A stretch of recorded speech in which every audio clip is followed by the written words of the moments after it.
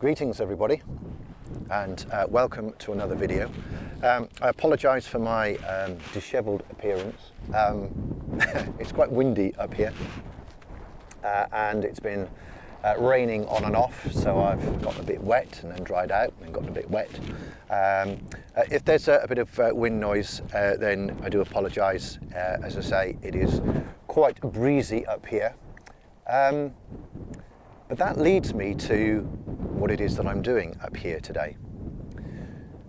I'm going to have a crack at a long exposure, and I'm going to share that long exposure with all of you. Now, long exposures are a bit of a marmite subject, I think. Some people love them, some people hate them, some people are agnostic towards them. I believe there is a purpose to them, and I don't do a long exposure, at least very rarely do I do a long exposure just for the sake of doing a long exposure. It's a long exposure for me has a purpose. Photography is all about communication. Visual arts is all about communication.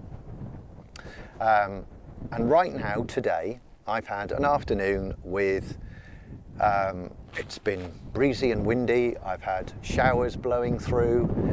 There's been movement in the sky all day, and I've had light come and go. The light has gone now, if I'm being brutally honest with you. But that notion of showers blowing through, movement up in the sky, the mountains and fells around me being covered in cloud, they're not covered in cloud, it's been playing in my head. And that's what I'm going to try and reproduce. So I've found a view that I'm reasonably happy with. It's not brilliant, if I'm perfectly honest, but it's I guess it's the best of a bad job. And I've got a grey grad across the sky, just to hold the sky back. And now I'm going to set myself up in order to do a long exposure, to introduce and capture some movement that's up there in the sky. So let me spin the camera around and show you what it is that I'm up to. Okie dokie. So there is my scene. I've got a splash of autumn colour towards the bottom corner, sort of down here. And the fells beyond the edge of Derwent Water, and the edge of Monesty Woods, and then the sky up above. And it's the sky moving that's the real draw for me. That's what I'm going to try and capture. So let me just move the camera to one side. So you can quite clearly see the grad. The camera is moving because it's been buffeted by the wind. So that's just holding the sky back, giving it a little bit more definition, a bit more texture. In terms of technique, I've got my tripod legs on solid rock, and they're reasonably wide apart. I've also got the tripod relatively low. It is being buffeted by the wind ever so slightly. Like I say, there's not a huge amount that I can do about that, but you know, the sun's going down. Look at the light over there. Isn't that beautiful? Absolutely gorgeous. Right, don't get distracted, Hugh. Right, so next thing to do is to reach into the bag and find a 6-stop neutral density filter. Now these are very different to grads.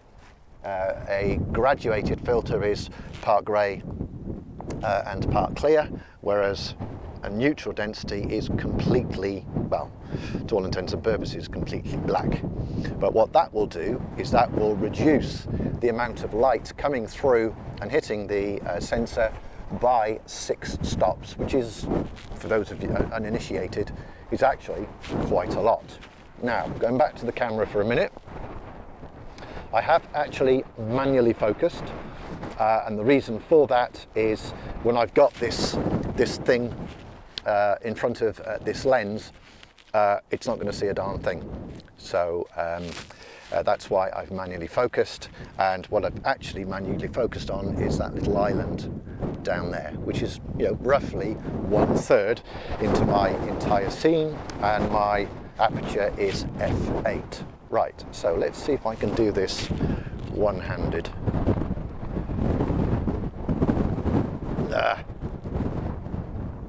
Go on. No, I can't do it one-handed. I'm going to have to put the camera down. Hang on. Okay, there we go. You can quite clearly see the neutral density filter. It's the top of it's just sitting up there, and my grey grad is there. I think I actually just moved the grad ever so slightly. Right, okay. So the eagle-eyed amongst you will now notice that come on camera, focus. Why won't it focus? Okay, it's focused now. Right, so the eagle-eyed amongst you will notice that the exposure has now gone up to, I haven't got my glasses on, I think that says 4 seconds. Whereas previously it was a lot quicker. Let's just leave it at that for a minute. So 5 seconds worth of exposure. The clouds are moving actually quite quickly in the sky. So let's take an exposure. There's no point doing self-timer and things like that because it's so windy. There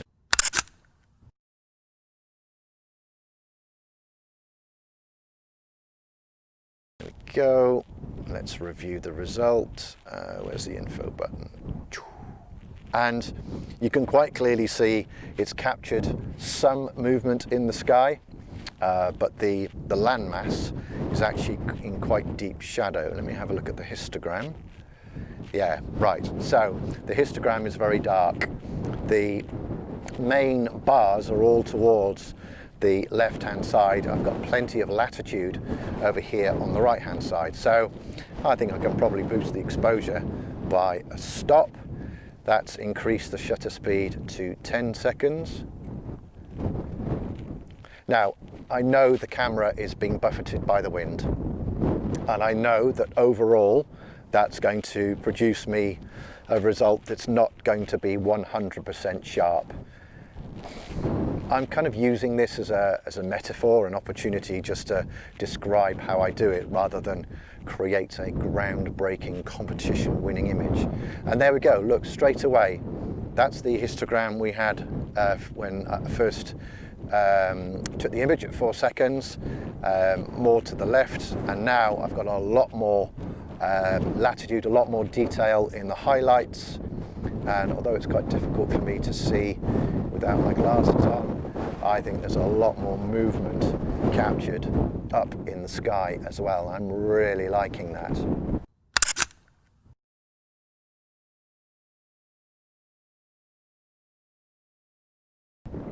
So I started off at f8, and I've used f8 because the lens that I've got on the camera, it works best at around about f8. So if I wanted to introduce a bit more movement, I could increase my aperture. So let's push the boat out and go to f16. Now my exposure is 40 seconds. Whoa, wow. Right, 40 seconds. What am I going to do to fill 40 seconds worth of time? I know what I'm going to do. I'm going to get distracted again, and I'm going to look at the lovely light that's forming over the top of Cat Bells, and I can't remember the name of the peak over there, Main Mont, I think it's called, and there's Cat Bells right there. That's looking really, really quite pretty. But anyway, darn it, I haven't filled 40 seconds. Right, I'll tell you what I'm going to do. I'm going to stop the camera. Okay, noise reduction is finished. Time for the big reveal.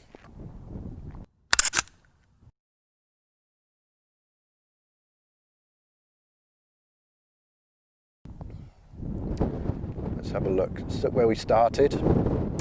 A bit of movement in the sky, a lot more movement in the sky, a lot more movement in the sky. I really like that actually.